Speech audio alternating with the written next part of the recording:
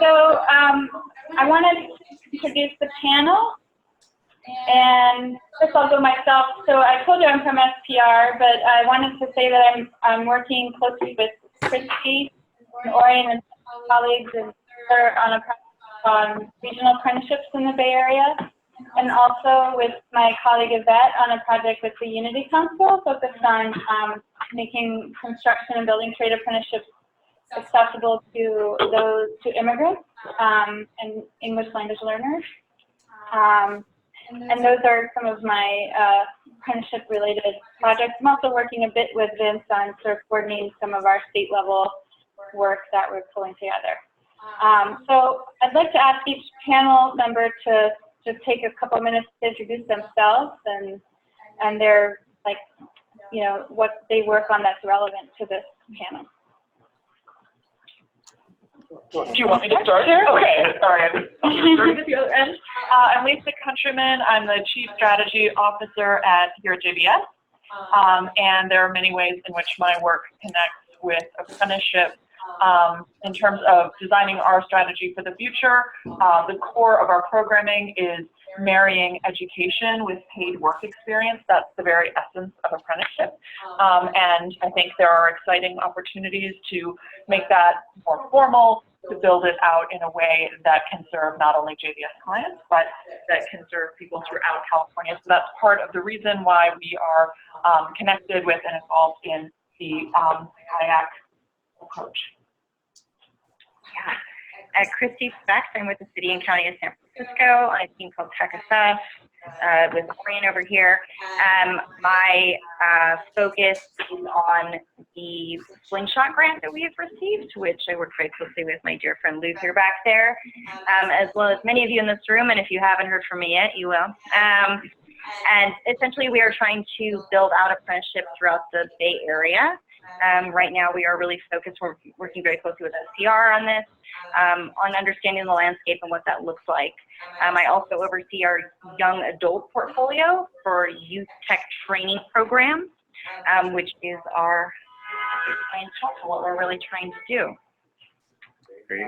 Orion Willis, Office of Economic and Workforce Development, TechSF team with Christy.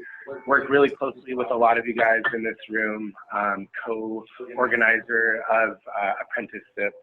So really happy to see this group grow so much. We facilitate a Department of Labor grant to help local companies implement registered tech apprenticeships. And we're really trying to develop a proof of concept that you know, lends to a positive ROI that our regional partners can then adopt for tech apprenticeship.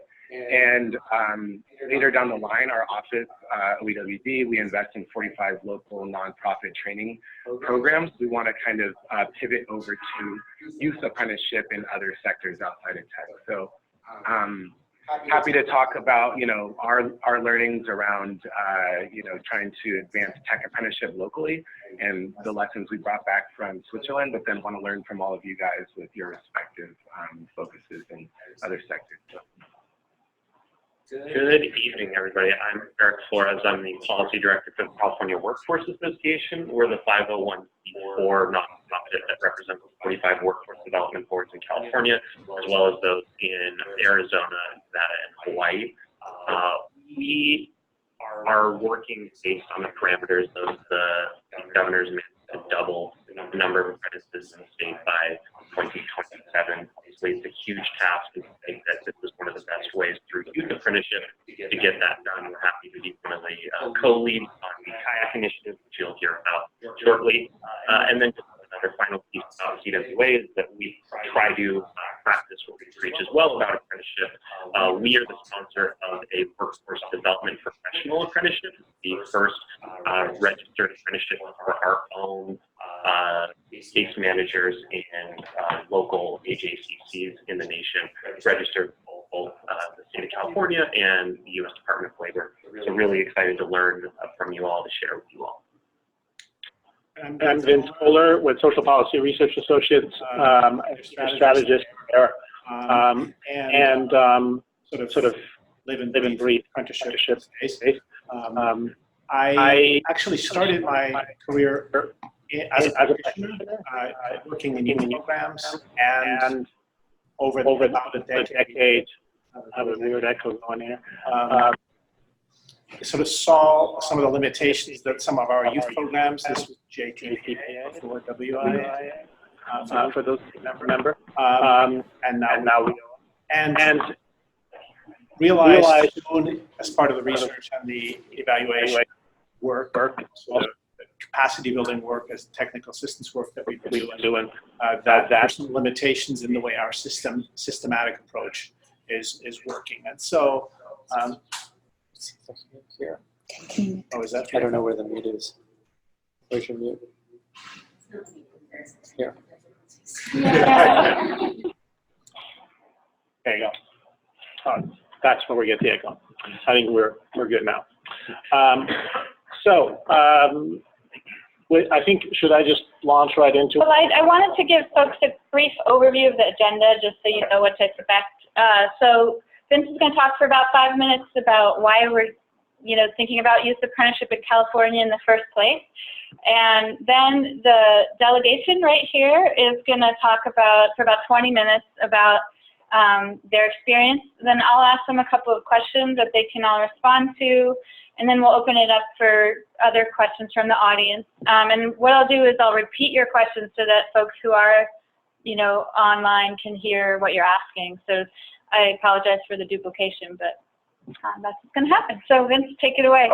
Okay, well, because I wanted to segue into the story of CEMETS, because I think part of the reason, and this is a great opportunity to have a chance to report back from this experience that this group has just been through. And I seem to be condemned to keep going back to Switzerland. I just can't graduate, and maybe I don't want to graduate from the program, so I have to go back and keep redoing the effort. But it is, in my mind, it's actually the third iteration of going back to Zurich in particular, because I spent the first 25 years of my life there. I went to school there and didn't realize why it would be meaningful at a future point in my life. And having seen now what is being offered there on an annual basis as sort of what I think of as a master class on apprenticeship, that's why people from all over the world go there and visit. It's not so much that they need to see the Swiss model, it's just that there are not that many places in the world where you can actually have a group of 10 countries and their representatives, ministers, but also practitioners come together and discuss how could we improve career technical education, in particular using kind of a dual education approach. And so that's what brought us to the conclusion a couple of years ago that it might be a good idea. We were not the first ones to think of that. Washington State had gone, Colorado had gone. Actually, a representative from the Oakland Unified, a couple of people from Oakland Unified had gone. They were the trailblazers from California. And they basically wanted to get an understanding of what it is that we could learn from this kind of international approach. And I think the two things that are worth mentioning, and these guys are going to report back from their experience that they just went through this last month and the beginning of this month. But the two things to think about when you think about the way we approach workforce development, and in particular this career transition, the start of a career for a young person, or a later career transition, and the way we were sort of getting exposed to the way the Swiss do it. A couple of key differences are the interconnectivity that is available there to everyone and anyone. So it's not so much a programmatic approach, it's a systematic approach. So it's not so much that you have to find the right program for you, it's that you know that there's a system that's gonna work and you have options, and there's no, they talk about no off-ramp without an on-ramp. There are no dead ends in that system. So one thought, and these guys will talk about the systematic approach as one thing. The other thing, and honestly, this is why you have to keep going back, because sometimes you don't get things the first time around. This time around, what was very apparent to me was the validity of the certification from the educational side of what is being offered. One of the reasons that the OEDC when it looks at the U.S. as a provider of apprenticeships, says that the U.S. doesn't have any apprenticeships at all. Because what they talk about internationally as being a valid apprenticeship is something that is actually approved by the education system. Not just by the labor system, but by the education system. Not just by the workforce or by the employer, but by the education system. So this is the other thought that I would want to leave you with, is the validity of the certificate at the end of whatever that apprenticeship is. How valid is it? For whom is it currency? And so that's another thing that is worth thinking about as you think about how could we come up with an apprenticeship system here, or how could we adjust our apprenticeship system to get some of the benefits that this validity gets you. And then the other part, and we'll get into that, I'm not going to steal the thunder here, is the economics of it. How do you make it work, pay for itself, and then some, which is another reason why it works and why I think the Swiss model may have some benefits that, especially in the US, we can learn from that are particularly applicable because the economies are very similar. So with that, I mean, I would say just by way of sort of setting the stage and the framing of why we thought we would do this, we understood that if, I think actually Eric didn't get the latest memo from the governor, it's not doubling the number of apprenticeship slots, it's increasing them by eightfold. So that's the latest memo. So small, no big deal. I'm managing expectations. But Eric, you're going to get 2 more years to do it. By 29, 500,000 apprentices is the goal. So in order to do that, we have to really think differently, right? This is the classic moment where you can't get to the same place to that new place with the old methods. So that's why we thought, let's go take a look elsewhere, anywhere in the world, for examples, and anywhere in the US, frankly, for examples of where that is working or where we have indications that there are elements that could be working. So with that, I think, Eric, you're next. Take it away. Wonderful. All right. So I think what we're hoping is we get another photo of us sitting in front of a panel and we can just keep posting that. Yeah, sitting in front of ourselves. Exactly. Yeah. Just notice the California flag. But yeah, broadly speaking, the Center for the Economic Modeling of Education and Training Systems is the 10-day institute at ETH Zurich, one of the top-ranked universities in Europe, based around what Vin said, a simple concept of how you scale out TVET, technical vocational education and training, from either a nationwide or in the case of US states, a statewide scale, to be able to really effectively create a dual education system, to Vin's point, to be able to really capture youth apprenticeship in a way that we really don't see in California at all. I think based on your statistics, it's about something like 280 youth apprentices total in the state of California, which doesn't even reach a single percentage of the number of apprentices that we have. 200, it's 284? No, just 200. Individuals. Yeah, 284 individuals. That's by Division of Apprenticeship Standard numbers. Mm-hmm. So we have a ways to go to scale in a really meaningful way, and a way to be able to partner with a lot of individuals and to be able to match what Switzerland's output looks like. So the folks that went to CEMETS, the good news is that it's a broad coalition, and it's getting broader the people who recognize that there really are important issues that we need to look at, and we say, how can we replicate this in the state of California? And the Institute itself is really designed to be able to think critically about how a dual education system would look in a state that has 8 times the number of people that the country of Switzerland has. So how do we get from our California Republic to the Swiss Cal version of California? Throughout the 10-day institute, every delegation had to prepare a 1.5-hour case study to present to the Institute leads and to the other delegations, and we critiqued that both with other states and other countries, as well as the folks who run the Institute at ETH Zurich itself.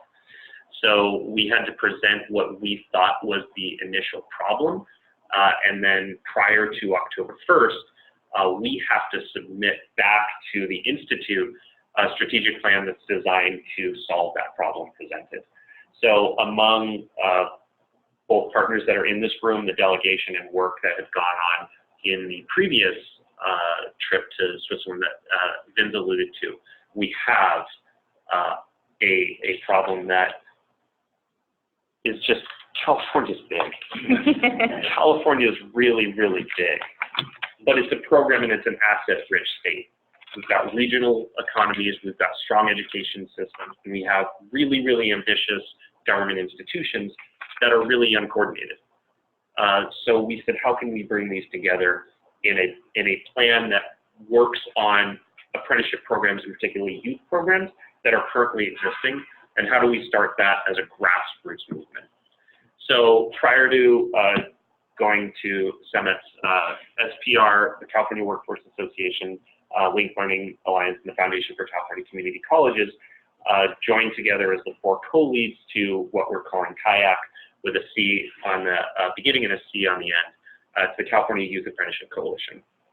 Currently, there's about 80 plus individual organizations ranging from school boards to nonprofits to labor organizations that recognize that we have a need to create a statewide youth apprenticeship system to address the skills gap and to grow access to high-wage, high-growth jobs. We all recognize that California has the highest poverty rate, factoring cost of living into the equation in the nation.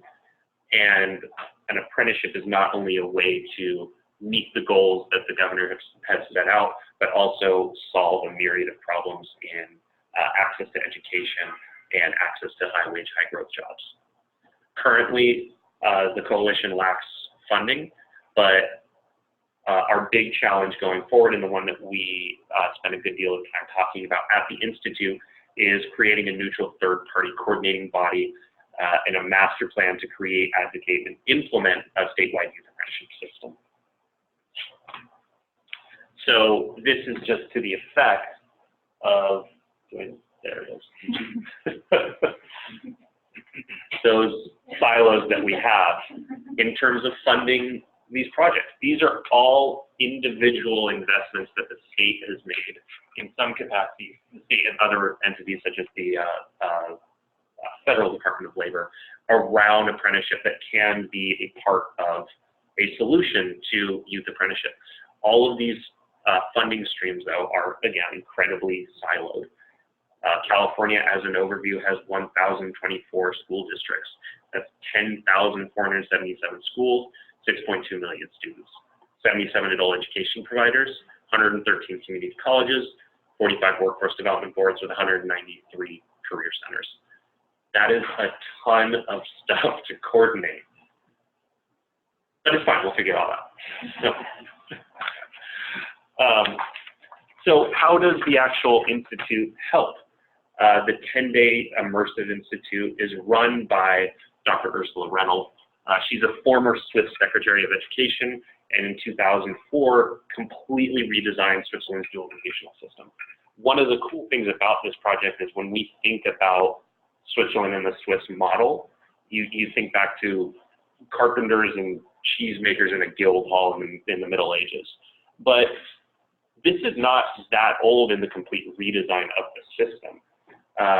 There are now 230 designated occupations that came out of the work that Ursula ran as the Minister of Education around parity. How do you actually get from a certification, to Vince's point, that really means something to educators and that really means something to employers in a way that makes sense from a young age at 13 or 14. So we really can't speak enough about the actual overall experience, which we're going to get into, but Nevertheless, none of this would exist, and the systems that they're helping set up in places like Micronesia and places like Nepal was completely helping redesign the Serbian dual educational system. Really, really phenomenal work, and we're really, really lucky to have her and her entire team at ETH be a part of this program.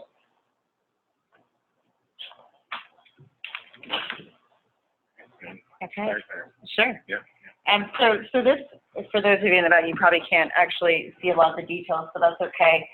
This over here is the Swiss model, what it really is to be a young adult entering the system. And while from a distance, this can actually look a little overwhelming, I'm going to take a quick second to remind us all the American system, right? In case we forgot, and that is the disjointedness that is the American system and the permeability that is this particular system. So for us, it is high school, exit, community college, four-year college, trade vocational, or job, exit.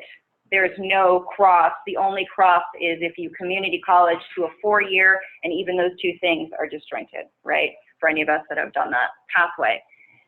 This particular model focuses on 15 to 19-year-olds in this particular area right here. So hypothetically, a student would choose at the age of 15, 16 if they wanted to enter a vocational education program, or they wanted to stay down the traditional pathway of the gymnasium program. I love that it's called gymnasium. I think that sounds really fun. But ultimately, they choose those two pathways, and they're able to pick a focus during their vet programming if that's what they choose, which is their apprenticeship. They're spending so many days at their apprenticeship and so many days actually receiving education. That could be a whole slew of different things, different languages, different economics. I wrote it all down, but there are things I genuinely don't. I think they all sound really cool and really complicated for a 15 to 19-year-old. It's really, really incredible how much they do. They also, during this time, are really picking their specialization. When they leave the trade vocational programming, they're actually able to jump into, where are we in this? Applied Sciences, University of Applied Sciences, or they are able to further their education or their training with other types of work and other types of training. They can also take the baccalaureate programming, which can excel. That's more traditional to what the American system is. So that's high school equivalent moving into a bachelor's degree. So it's academia. The beautiful thing about this is that any time the student decides this is not maybe the best route for them, again, it is a permeability pathway. So that particular student can then decide to transition over. To Vince's point, to credentialing and how things carry over, they have weight to them. Everything counts. What you do during vocational training counts towards if you're moving over into traditional academia training or education. Is there anything I'm missing particular to those? Percentage? Oh, yes. 2/3 of the students that are Swiss youth actually do move into vocational training. So take the apprenticeship pathway. We ran some numbers of about 190,000 apprentices at any one point in time. And in America, we don't have that many throughout the entire state of California at one given time. So really excelling in that space. Okay, do you want to take this one? Yeah, you guys kind of covered all my talking points. That's a good thing. But just to really drill down on this model and just the kind of no wrong door system that they've created in Switzerland for youth, 70% of the youth do choose to go into apprenticeship. So when they're 15, they decide, I'd rather go to school 2 days a week or 3 days a week and work the other 2 or 3 days. And then as you get a little bit older, you transition to working more and studying less. But all of the training that you're getting related to the jobs that you're performing at work do have some currency. They're all accredited. You receive credentials through 30 years of educational reform in Switzerland. All of the training that you get holds currency. And so after a 3 or 4 year apprenticeship program, you have a high school diploma. If you continue in professional education or career technical education, et cetera, you can actually work your way up to a bachelor's degree without ever having went that academic route. And when you look at America, 70% of our young adults are not going to receive an advanced degree.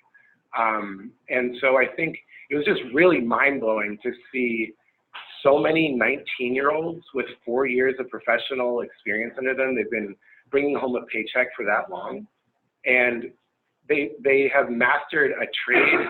They've got a career that they can always lean on, and university is also really affordable in Switzerland, so if they ever want to go back, they can afford to put themselves through it without assuming a lot of debt. So I think that was mind-blowing. The 230 different occupations that you can kind of apprentice towards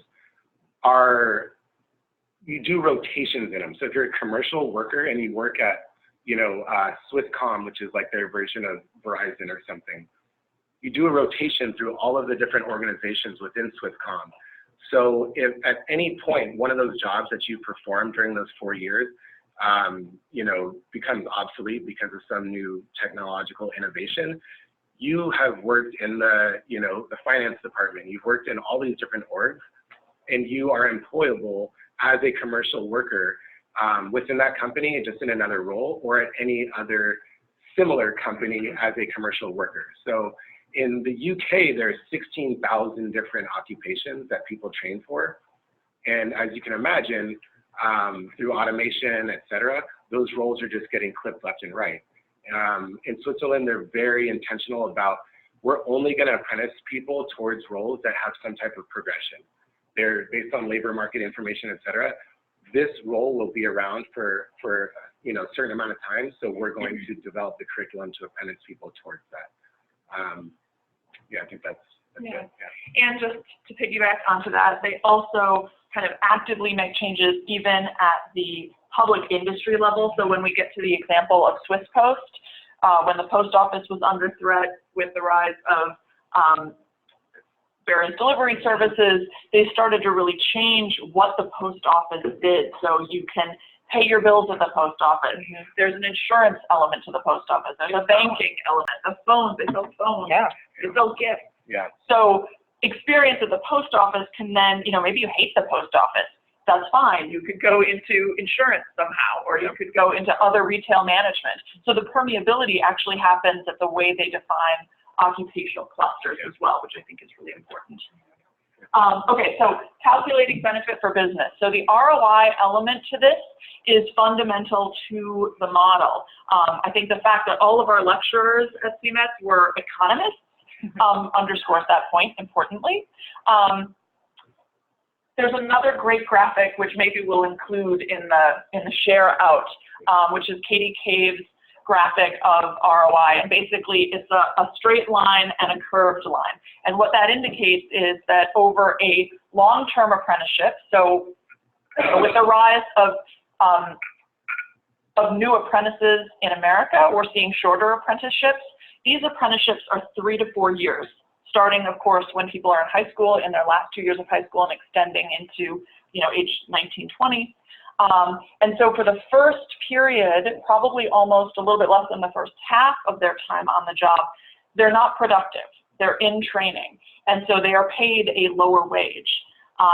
And as their skills build, that line surpasses the other line, right? So now all of a sudden they're more productive than the level at which they're getting paid, even though there's a gradual increase in the rate of payment. And so ultimately, all of these companies that are investing heavily and intensively in apprenticeship ultimately make money from it. So it's a win-win-win for the students, for the businesses, and for society.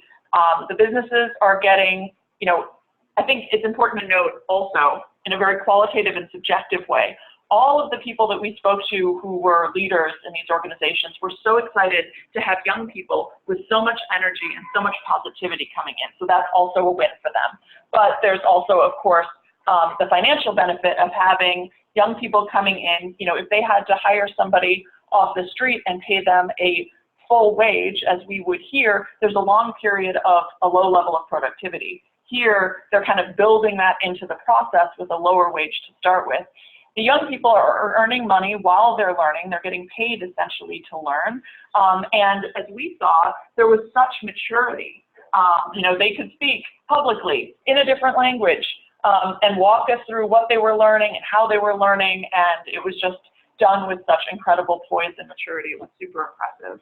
And of course, there's a societal benefit as well, because the system is built to hold and support everybody and help them advance educationally and professionally. Oh, and one more point.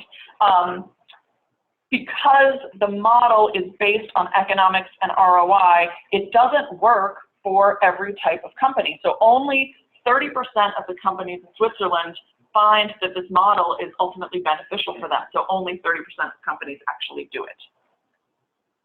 Yeah, just to look at this return a little bit more in depth.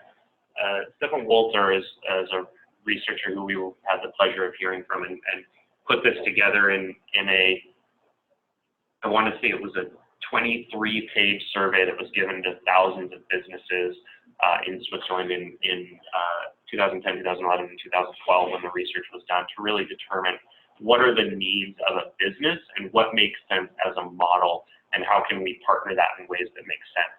So there's two ways, generally speaking, at an academic level, Swiss firms train. There's a production-oriented training strategy, which, to Lisa's point, that's likely a small to medium enterprise. That's training with the expectation of not having net costs. The calculus here was, generally speaking, by the third year of an apprenticeship, you have the 75% of a trained full-time employee's productivity. But the wage that they are earning is decently below 75% of a full-time employee in that role. And the trick is not to think of that as a low-paid employee, but a very high-paid student who has parity within the work system and very likely a job full-time with benefits, et cetera, at the end of that apprenticeship. The other piece is, and we were able to see this firsthand with other maybe more large-scale companies, is an investment-oriented training strategy, typically a high intellectual demand occupation, something like manufacturing or banking or tech.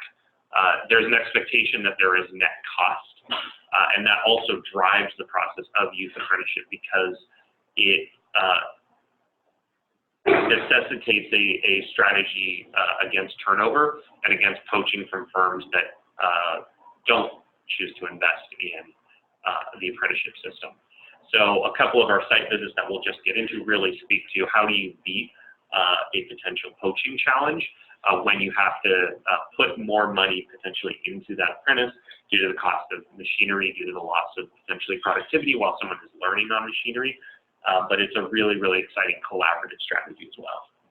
I just want to note we're at 20 minutes, so maybe 5 more minutes max. We can do that. Moving into the fun stuff. Oh, sorry, too far. The site visit. So we attended 4 different locations, Swisscom, which is the equivalent of like an AT&T or Verizon Wireless, Post Swiss, which is the post office that Lisa spoke to, and then 2 training centers, CYP and LIBS. These particular photos are of the Swiss Post apprentices, and then obviously the group. This particular office itself was run entirely by apprentices, so they were run entirely by teenagers. Just want you to think about that for a minute. And it was incredibly functional and well organized, and these particular students, not this one in particular, and actually I don't see her on here, or I do, but she's small in this picture. One of them was actually like the lead. I don't know what her actual title was. I can't remember. She was like manager. And they would rotate every couple of months. And as the manager, she'd be like, yeah, you know, I understand. I respect my colleagues. In a couple of months, they will be my boss. I put together their schedules. We work it out. And it was just the most incredibly adult and professional environment. They had all of their systems really understood. And they also understood that this maybe would not be the end-all goal for them, but that these skills would be, you know, malleable to another career. So I can zoom to the next one. So do you want to speak to this and So the last 2 are basically training centers where a bunch of local companies, or actually international companies that have some type of footprint in that industry, invest in the training of local apprentices. So this one, for instance, LIBS, was all about advanced manufacturing. So Leica and a bunch of other companies would pay for apprentices to go there and learn different technologies, you know, running all these big machines and using AutoCAD and Reddit and all that stuff. Anyhow, the students are developing products for those contractors, right? So like they're building Leica products, and they, by the end of their 4 years, they're a really attractive candidate for Leica. And I believe, Vince, you can probably answer this, but I think those companies kind of bypass the 1% levy that for non-training companies because they're invested in this model, because those aren't necessarily their apprentices. Well, so these apprentices in that training center are actually hired on by a company, and the company says the first year of your apprenticeship is now at this training center. One of the reasons they do that is that, you know, the cost of the machinery is such that, you know, if you break the training center machine, which is last year's, not as much of a cost. So there's certain things that they can do in a more intensive way in a training center than you could do on the shop floor in each of the participating companies. But the training center itself is a business, and it is also producing products, which those, as you said, the member companies, and there's now 100, it was started by a couple of big ones, and then now it's several hundred. They actually say, you know, we need 100 widgets of this size, build it for us. Give us an offer, you know, make an offer, make a bid, and then the students themselves, these apprentices, are then taking that order from beginning to end, just as they would if it was their own shop. So I don't know if that answers that. Yeah, I think this was what, to me, was really exciting and speaks to that investment-oriented approach, because when you have expensive machinery like lives as all large-scale industrial manufacturing, a company's incentive to train will drop if they spend all this money investing in a person and then another company can just come in and poach that person and not have to pay for the training. But if you have a separate nonprofit that not only is part of essentially an industry association that's separate and autonomous and helps send those individuals out into that industry and gives them parity across the manufacturing industry, then you have a system that works at scale because they're all learning on the latest state-of-the-art technology and machines. They're benefiting from that up-to-date teaching that's paid for by the companies because it's all in their best interest to develop a talent pool that then allows them to benefit financially. To Vince's point, they're getting a product at a discounted rate because it costs less to teach them how to make it for them.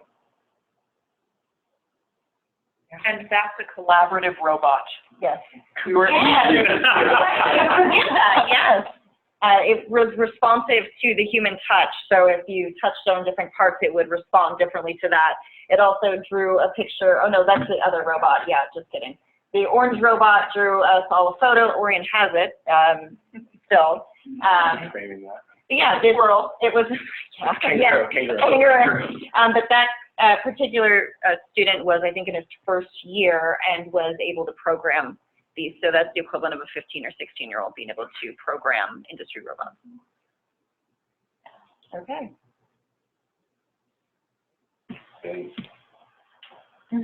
Well, so then the simple question is, how do we apply that in California? What do we do with all this information? It seems somewhat daunting, right, to think, okay, we are really far from that. It turns out, I mean, this is the other recognition of going back and forth a few times. We're not as far as we think, because the elements that complicated chart shows that are part of the Swiss system actually exist in almost all cases. The functional equivalent exists. The educational institutions exist. What doesn't exist is a system that ties them together and also is comprehensible to everyone. And this is another thing that you'll find. It's not a system that you have to market to people. Everyone gets it. Every employer knows about it. Every student knows about it. Every parent knows about it. And so therefore, part of the way the system is organized is that it organizes itself. It turns out that you sort of get socialized into it over time, of course. So that takes time. We have a chicken and egg problem. But we have a lot of the elements. What we don't have at this point, of course, is a youth approach that takes young people and gives them that alternative. And one of the reasons this reorganization that Eric mentioned took place in Switzerland is something that's familiar to people here who studied, vocational education in particular in the U.S., is that it was seen, the vocational education part, the apprenticeships were seen as second rate in Switzerland too, 20, 30 years ago. When I went to school there, they were seen as slightly more significantly second tier. And this whole reorg was meant to make that difference. And so the question is now, how do we kind of skip that whole process and build a system where the equivalence is there from the get-go? And that is the challenge. This is one of the reasons why the CAYAC was formed, the California Apprenticeship, Youth Apprenticeship Coalition. This is why we keep looking for ways to both send people to on these missions to learn more, but also keep working on the plan, on the strategy. One of the final papers, it was in essence, the final paper of the last year's round was the paper on the future of apprenticeship in California that I got to write. That was my mission that I got tasked with. And essentially the next step, and this is a way for you to be involved, would be to build on that and put together kind of a strategic and action plan for California, which is something that I think the governor and the various departments that weigh in on this, Department of Labor, Department of Education, and plenty of other departments in California would need to weigh in about how do we do this? How do we build some kind of equivalence? And how do we move apprenticeship younger? I mean, you probably all know this. Average apprentice is 29 years old in this country. Average apprentice in Switzerland is 17. So there's a big difference here. So the way, what's going to happen in the next few months, the details are not final yet, is that there will be a gathering in California of both the CAYAC partners and others who are interested. Apprenticeship members will get first dibs, and we'll make sure that you hear about it. Sometime in October, November, somewhere in California. Some kind of a summit, I would think. And then there will be other activities that are basically meant to further the idea of a youth apprenticeship system in particular in California that can borrow elements from other states in the US that are a little ahead of us. There are quite a few that are ahead of us. In this iteration, we had Kentucky, Indiana, Colorado, DC, New York, and California was there. Everybody just dying to get going, and some of them having several years of experience under their belt. So that's sort of what we have to look forward to.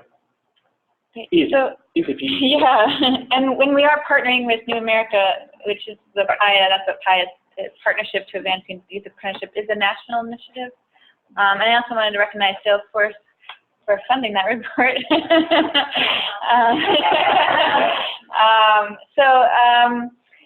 I wanted to ask a couple of questions only, and because I know that other people are probably burning to ask questions. But my first question is, for all the panelists could quickly respond on what was the most inspiring thing that you saw, or the most surprising that you observed and you didn't think you would see, and then you were just kind of struck by. I mean, I think I'll start with, to reflect on not just the maturity of the young people that we met with and we have conversations with, but the fact that if you're talking about equity in California, it's a very different conversation than a country like Switzerland. But the difference is even jobs that we would say in California, well, let's not place people there, let's not work on those jobs because those are dead-end jobs. Those are challenging jobs to advance in. That was not the way apprenticeship works. If you take, for example, the Swiss Post individuals, they train for 16 different professions, and there's permeability within different lines of work. Communication firms, logistics firms, banking, retail, IT, all of these had parity with a credential that you would get from working at the post office. Imagine if you could say, I was, as a 16-year-old, I worked for USPS, but I'm going to work for a telecommunications company. I'm going to go work for a tech firm doing IT because I have core competencies that were built in, designed by employers to work together to have this navigability. And at a later date, to go back into that system and start again if maybe you were in a place as a young person where you didn't have or didn't take advantage of those opportunities. There was so much room for maneuverability and upward growth. It's just such a different conversation. It's really inspiring. Got you, Ryan? Yeah. Yeah, I mean, I think, you know, there's so much, but you know, one of the things, we're walking around Zurich for a couple of weeks, and I don't think I saw a single homeless person there. And I think that's for a lot of reasons, but part of my kind of hypothesis is that people never are disengaged from like education or the workforce, right? Like you always have, you know, some type of supports out there, like whether it's financial or educational, et cetera. And so I almost felt kind of gypped. I was like, I wish I had this model back at home, because I would have chosen the apprenticeship track without a doubt. And so that was encouraging in that we owe it to our youth locally to try to create this, to give them these opportunities. I think, I don't know what the incarceration rates are in Switzerland, but we were doing a little numbers around here, and 1% of Americans are incarcerated. And if you look at the population of California, 40 million or whatever, we're trying to get to 1% of our population being apprentices. And I think if we could get there, we would probably develop opportunities for people to make money and not have to commit crimes that are of economic motivations, et cetera. And there's so much going on, but I thought, yeah, the entire trip was incredibly eye-opening and motivating, but I think we owe it to our communities to really try to pilot this. Yeah, I think the reentry component to the system was probably the most inspiring for me, that at any point in time, if you decided you need to make a change, you could re-enter the system. You could go to a center and receive assistance on what your career could look like and what training could look like and what that meant for you. And in America, we just have this heavily deficit-focused system, right? For youth and adults, it's like you didn't go to this school or you didn't get this degree, or there is a narrow way of success and how we value success. And in this case, you'd be speaking to these students and it's like, well, maybe this isn't for now, but that's okay. You know, it's like, it was just very, it was, I don't want to say easy, that's not the right word, but there was an ease to it. There wasn't this fear. And if I don't do X, if I don't go here, I will not succeed, right? That is the voice that we feed to, you know, to our young people, that if you don't go do this, you do not have a future. And this was like, you can go anyway. You do you, right? And this future is yours if you put the work in and you do the time and you do all of that. And there's trust built into the system that we do not give youth in America. We don't expect that of them. Whereas in this country, it was expected, and these students rose to the occasion. Yeah. I totally agree with all those excellent points. And I think the other thing that I found really inspiring was the fact that Switzerland is in the top 5, I think, in terms of innovative countries, and in the bottom, I don't know, the last 10% or something in terms of production of college graduates and people with PhDs. And that it is the apprenticeship system that brings those PhDs together with young people who have, you know, a background as an apprentice. We're very practical, and it's the intersection of theory and practice that's made possible by the apprenticeship system that results in innovation in some of the most advanced innovative products. So I thought that was really inspiring. Thank you. That was really great. I appreciated all those comments. To go on the other side now, in terms of applying this to California and the the future of work that we're facing here and inequality that we're seeing every day, what is the top barrier, or what lessons have you learned about, how we could, what is the barrier and what do you think we could do to overcome that? I'll start this. Yeah. I think one of the biggest challenges actually is, and I wrote this down as one of the things that surprised me, but one of the biggest challenges I think for us is that the Swiss system works as this very holistic system. Anyone can be in it.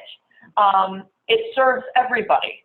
All of the funding streams that we listed before have a very specific or differently specific population focuses. And so how could we build a holistic system in partnership with employers that serves everybody, but that also hits kind of the equity targets that I know are so important to so many of us. And so there's really a mismatch there. How to execute it, I think, is a critical question. And, one thing that's kind of interesting about this is it's not a question of money.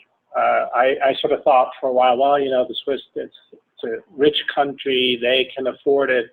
It turns out the per capita expenditure on education is the same in Switzerland and in the US. So it's not the fact that they spend more per student.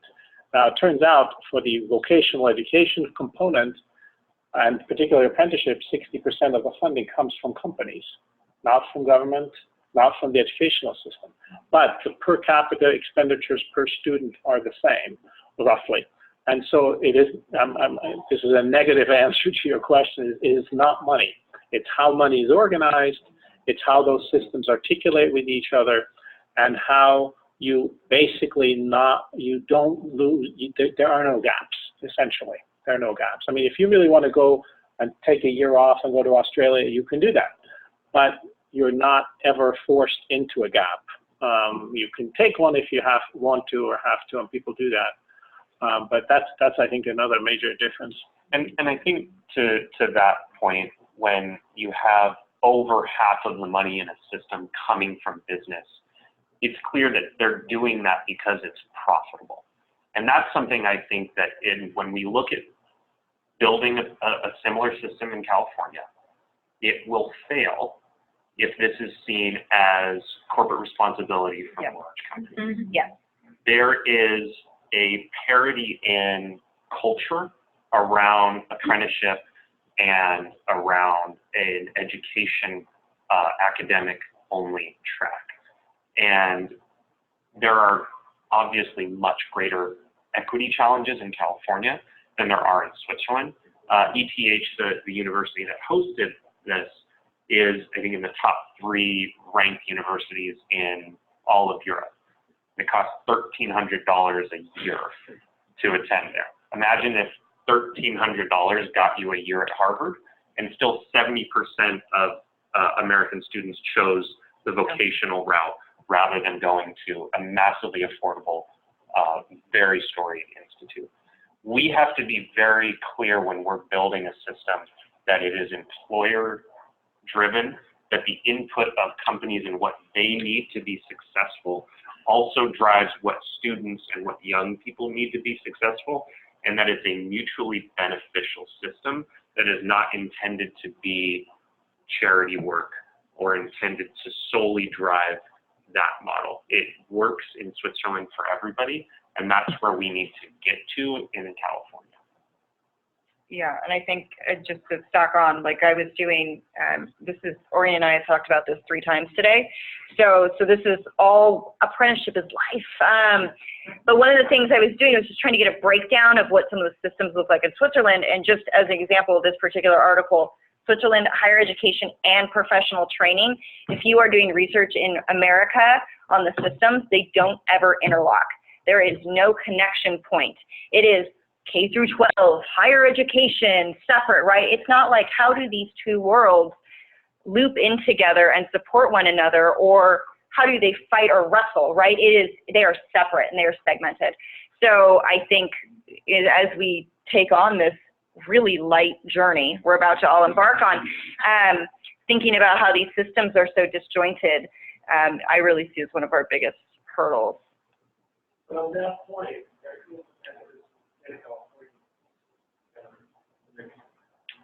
the community college stuff, and I think that is the key to success in California to make the apprenticeship program work, is to utilize the 114 colleges we have. We have the institutions, we have the technology, we have the capabilities to do that. And what happens there is we not only, you're right, absolutely, demand is the most important part. The other thing we have to do is convince community colleges it's good for them. And what we have found with our work is that the grassroots instructors love apprentices in their classes because they're working. They're doing they're leading edge. They're doing it. And in many cases, they know more than the instructors. And therefore, they become like TAs. And once you start building that core, then that's going to go up to the administration. Because the cool thing now with California is that the colleges are starting to be evaluated by two main criteria. One is employability. Where do your students go? Are they employed or apprenticeship workforce? And that is a critical factor. And the other thing is that they're having trouble filling these technical classes. You know, they need to do their critical mass to get the money. They get paid for investing the fee. They don't have much of the fee, they will pay. So the commenter in the audience, for those who are listening online, oh, Caleb's typing it up. Great, perfect. Thanks. No, but that was a great comment, so that's why I wanted to mention it. Okay. Oren, do you have a challenge, and then we can open it up for challenge? Yeah, I mean, there's not challenge, but I think just you know, creating more of like just like positive, like some type of PR campaign around the value of apprenticeship and trying to like the culture, right? So it's like there's no prestige with like going through an apprenticeship program right now, but in Switzerland there really is. And so, you know, most households are not going to direct their children that way currently. But to your point, John, there's no accountability in higher education these days. And if those schools are not leading people to jobs, we need to kind of shed a light on that and talk more about what is the likelihood of your child going into a career if they go this other route. And I think culturally that's tricky, but maybe it's like a PR stunt. I think, John, you're bringing up a good point. I think there are a few levers that would change the system rather readily. And one of them is if community colleges are allowed to give associate degrees to completers of an apprenticeship, which gives them real currency, and the college currency in terms of how it is evaluated, and it gives the apprentice something that is valuable in the marketplace, assuming that it is. I mean, it has to be valid. There are a few of those measures which in and of themselves would actually transform how we currently move people through rather quickly. It is not, we don't have to become Switzerland. We don't have to reinvent institutions. We have a lot of good ones already, and this whole asset-rich state that we have with these 1,000 school districts and 114 community colleges, that's awesome. It's a challenge, but it is also an awesome set of assets that if we do a few of those things and we continue to build on those, I think we can actually transform the system rather quickly. Teresa, you have a to that point, Foothill is going to graduate associates in 2020. All electric apprentices will be eligible by 2020. So we'll be the first to do that, and then and I think we're hoping to shop them all with other community colleges that have trade, and then flip it on the other side. You have associate degrees in tech, and I think we're looking to build the apprenticeship method. So I think the message has been out there. I would probably say, speaking for the other folks in the Bay Area, that everybody's interested in the work, but nobody knows where to start. So we are farther along. Thanks for starting. To what extent do you think the UC has a role to play in creating reciprocity across all these, in a sense, programs that we operate, you know, between the commercial and academic? It seems like there's a kaleidoscope of skills. And Orion mentioned the prestige element, and it seems like, you know, the UC is a discipline has a lot of this prestige, and if they could actually accredit something where anyone, you know, who went through this whole program would get some equivalent of like a bachelor's, you know, then that's applicable anywhere in the world. Yeah, I think that's true. And when we've had initial conversations around what a strategic plan for implementation would look like for kayak, part of that goal would be either a UC or a CSU partnered with an apprenticeship program to have that additional backing. I think it's a twofold piece. It's how do we make sure that the prestige and the portability of something from a UC or CSU is also balanced with this is something that industry has informed, and this is something that really has value within whatever corporate structure that they're looking at. One of the really interesting pieces of the redesign of the Swiss system was the feedback loop between how curriculum was designed, how much industry had to say in that, and how that testing was done, and when it was time to re-examine and update standards. And that cycle was something that was really, really, I don't want to say challenging, but just a really, really in-depth discussion to figure that out. And I think you can't have that conversation in California without UC and CSU involvement. I think one of the elements that you talked about was the employer side, and just curious, from your perspective, what level of buy-in I am really seeing employers. I'll just see myself out here, but just like what's the buy-in from the employer side? The appetite, and if there isn't a lack of appetite, what do you think of lack of? Speaking for employers in California? Yeah. I mean, you can be a trailblazer. We'd love to have you.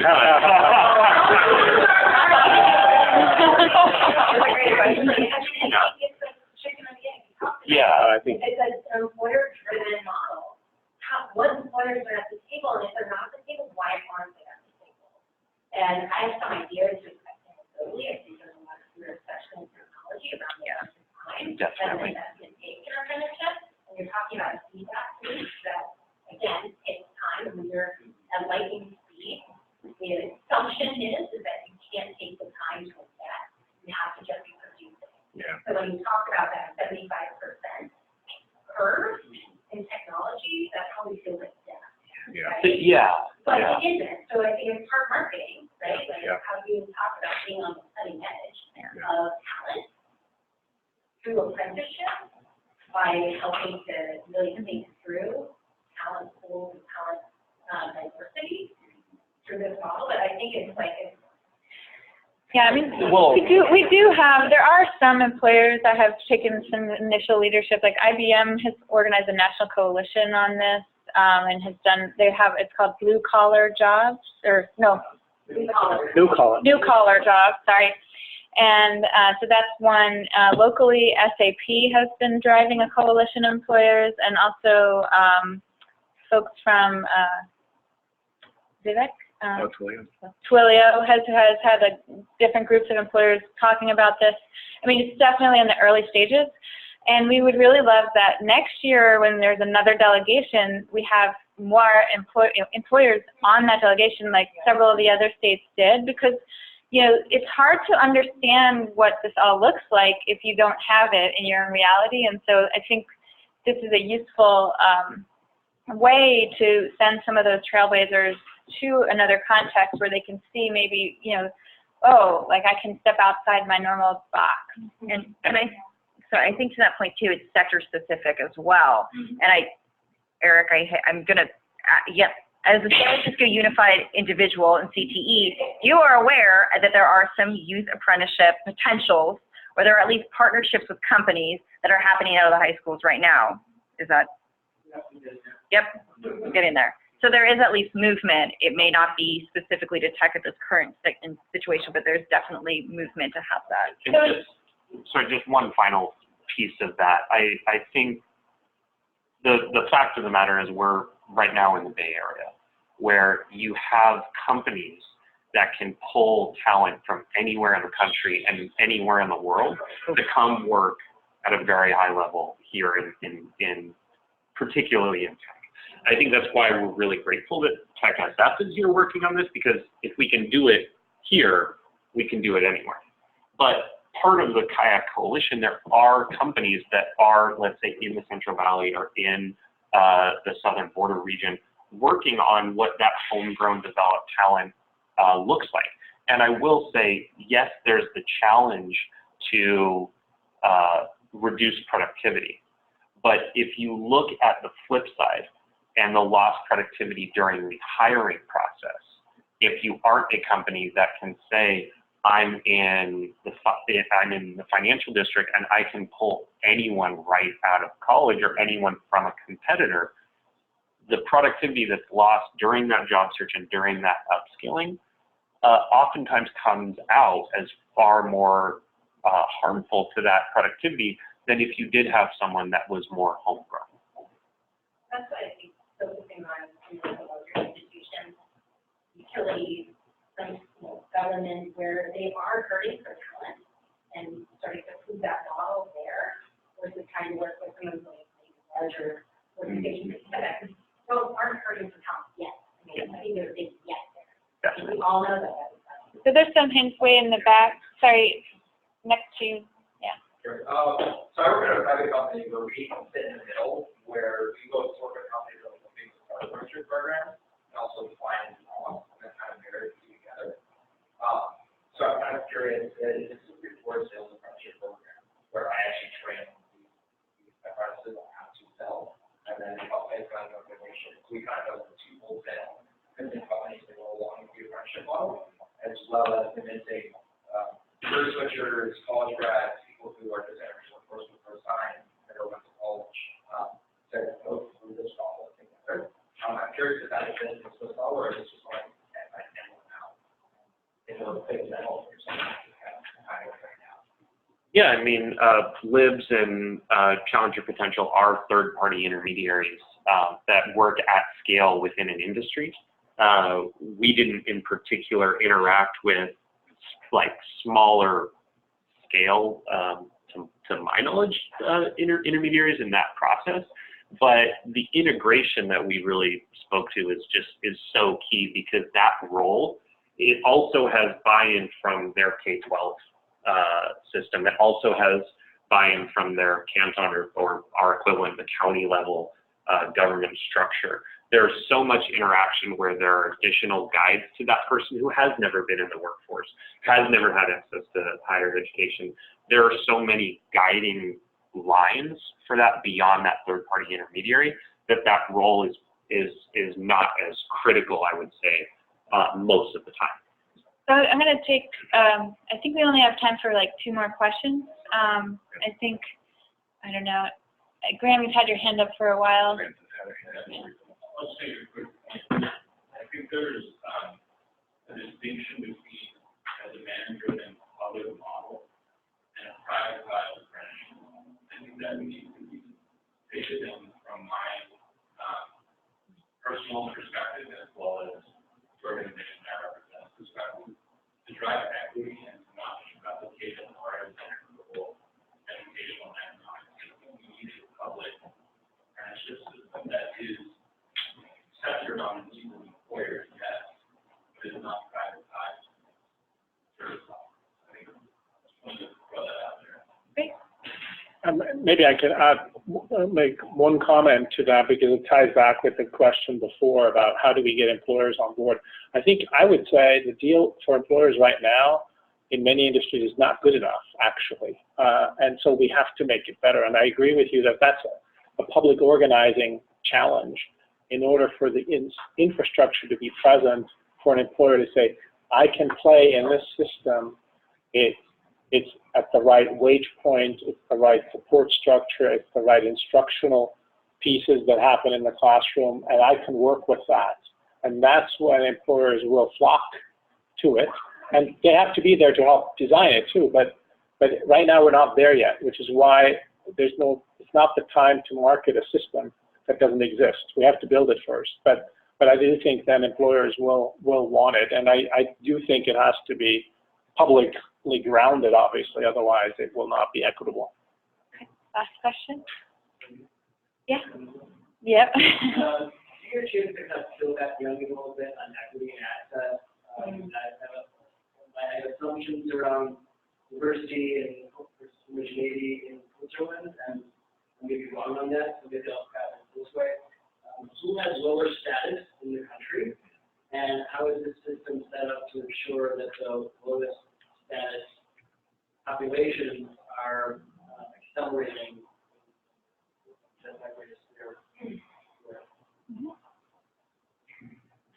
I mean, I think there are a couple of pieces to it, and the first part is you are looking at kids at a very young age going through fairly extensive aptitude assessments. So you have 12, 13, 14-year-olds who are on academic tracks and compulsory education that says, okay, what kind of general systems, math-based or reasoning-based, for example, what kind of work is going to best match up with your abilities and your interests and your skill set. They have what they call sniffing courses, which sounds much better in German, where you can go to a company for a day and shadow someone and say, okay, what does this look like? Does this look right for me? People who do not potentially excel in those aptitude courses are on different tracks. I mean, we saw many different apprentices, but candidly, someone who is a cashier at Swiss Post is a different kind of apprentice than someone who is working on cryptocurrency at Swisscom. We spoke to both of those individuals who are apprentices. The difference is parity in maneuvering out of that system is equal in both cases. So you can earn a living wage as a retail employee at Swiss Post for the foreseeable future. And you do have options based on your level of drive to get out and to try new things.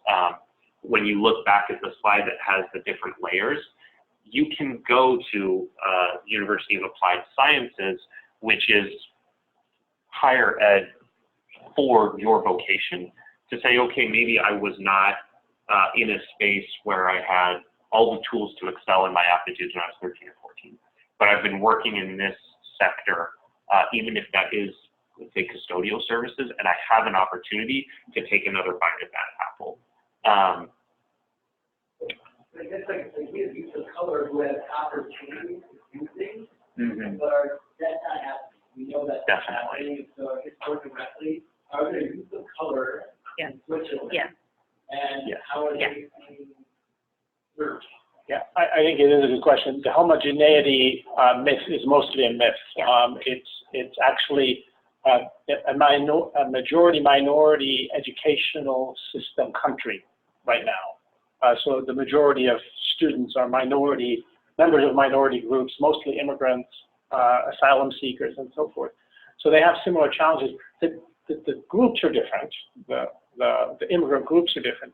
And the challenge is slightly different. Interestingly, many immigration populations, the parents pushing harder for academic paths because they don't trust a system they don't know from the countries they come from. So there's a bit of a challenge there, whereas the Swiss-born tend to trust it because they've seen it over generations work relatively well. So the homogeneity is not, I mean, it's not what you think it might be. You know, it's not Heidi and Hans everywhere. Well, and also I think that Katie always tells me, Katie Caves, the person that we partner with a lot from CEMETS, the people they're most concerned about are the low achievers who stay in the academic path because they don't have applied skills, and then they aren't excelling in academia. And those are the ones that worried her the most and concerned them the most.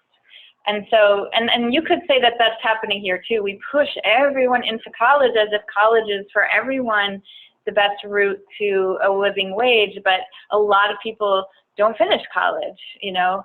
In fact, 2/3 of people don't finish college.